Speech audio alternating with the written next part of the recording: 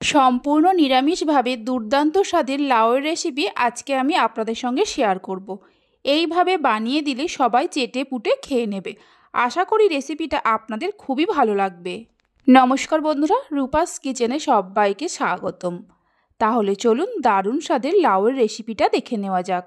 শুরু থেকে শেষ পর্যন্ত দেখার জন্য আপনাদের কাছে অনুরোধ রইল। এখানে আমি একটা ছোট সাইজের লাউয়ের খোসা ছাড়িয়ে ধুয়ে নিয়ে ছোট ছোট টুকরো করে কেটে নিয়েছি।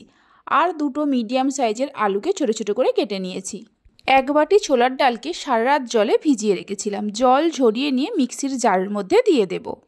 এর মধ্যে দুটো কাঁচা লঙ্কা দিয়ে দেব, সামান্য নুন দিয়ে দেব, অল্প জল দিয়ে মিক্সিতে পেস্ট করে নেব।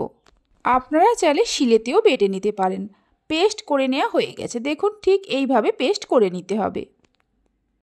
এবার গ্যাসের ওপর একটা কড়া বসিয়ে কড়াতে দিয়ে দেব 3 চামচ সরিষার তেল। তেলের পরিমাণটা আপনারা চাইলে বাড়িয়ে কমিয়ে নিতে পারেন। তেলের মধ্যে দিয়ে দেব দুটো শুকনো লঙ্কাকে দু টুকরো করে নিয়ে, দুটো তেজপাতাকে দু টুকরো করে নিয়ে দিয়ে দেব হাফ চামচ কালো জিরে দিয়ে দেব। মিডিয়াম ফ্লেমে ফোড়নটাকে 10-12 সেকেন্ড ভেজে নেব। ফোড়নে থেকে সুন্দর গন্ধ বেরোতে শুরু করলে কেটে রাখা আলুগুলো দিয়ে দেব।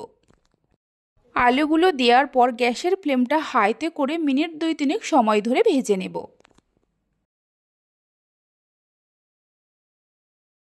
2-3 মিনিট হাই ফ্লেমে আলুগুলোকে ভেজে নেওয়ার পর এর মধ্যে দিয়ে দেব হাফ চামচ গ্রেট করা আদা, সামান্য হলুদের গুঁড়ো দিয়ে দেব, মানে 1 চামচের 3 ভাগের 1 ভাগ।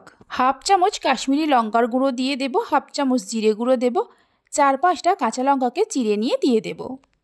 অল্প জল দিয়ে মশলাটাকে মিনিট 2-3 সময় ধরে কষিয়ে নেব।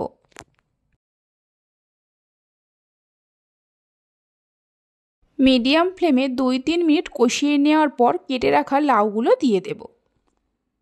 লাউগুলো দেওয়ার পর গ্যাসের ফ্লেমটা হাইতে করে দিতে হবে। হাই ফ্লেমে লাউগুলোকে এর সঙ্গে আরও মিনিট 3-4 সময় ধরে কষিয়ে নেব।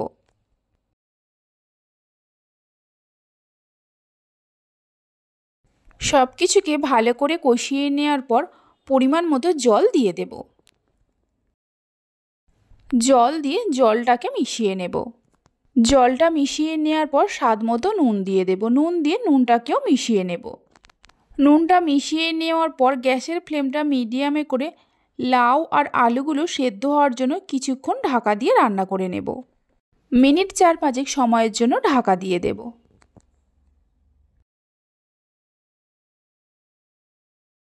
4 মিনিট পর ঢাকা খুলে নাড়াচাড়া করে নেব। আলু আর লাউ হাফ সেদ্ধ হয়ে গেছে।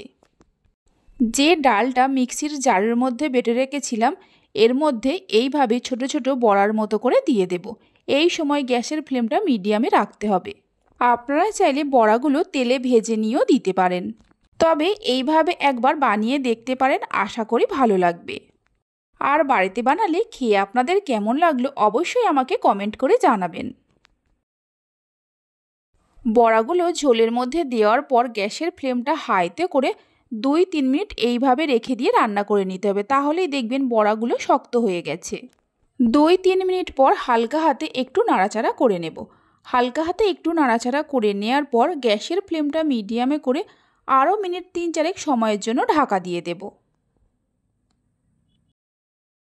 4 মিনিট পর ঢাকা খুলে হালকা হাতে নাড়াচাড়া করে নেব। দেখুন প্রত্যেকটা বড়া কিন্তু গোটা গোটা আছে, একটুও ভেঙে যায়নি। হালকা হাতে নাড়াচাড়া করে নেওয়ার পর এর মধ্যে দিয়ে দেব দুটো বাতাসা। বাতাসার জায়গায় আপনারা চিনির ব্যবহারও করতে পারেন। 1 চামচ ঘি দিয়ে দেব। সব শেষে দিয়ে দেব সামান্য গরম মশলা গুঁড়ো, মানে 1 চামচের 3 ভাগের 1 ভাগ। বাতাসা, ঘি আর গরম মশলাটা হালকা হাতে মিশিয়ে নিয়ে গ্যাসের ফ্লেমটা বন্ধ করে দিয়ে 5 মিনিটের জন্য ঢাকা দিয়ে রেখে দেব। 5 মিনিট পর আপনাদের দেখাচ্ছি। 5 মিনিট পর ঢাকা খুলে দেখাচ্ছি। দেখুন রেসিপিটা কত সুন্দর হয়েছে। এটা ভাত, রুটি, পরোটা যে কোনো কিছুর সঙ্গে পরিবেশন করতে পারেন, খেতে অসম্ভব ভালো লাগে। আমার রেসিপি যদি আপনাদের ভালো লেগে থাকে অবশ্যই একটা লাইক করবেন, বন্ধুদের সঙ্গে শেয়ার করবেন। ভালো লাগলে চ্যানেলটি সাবস্ক্রাইব করে পাশে থাকা বেল আইকনটি প্রেস করবেন নতুন রেসিপির আপডেট সবার আগে পাওয়ার জন্য। তাহলে চলুন ভিডিওটা আমি এখানেই শেষ করছি। আপনারা সবাই ভালো থাকবেন, সুস্থ থাকবেন। ধন্যবাদ।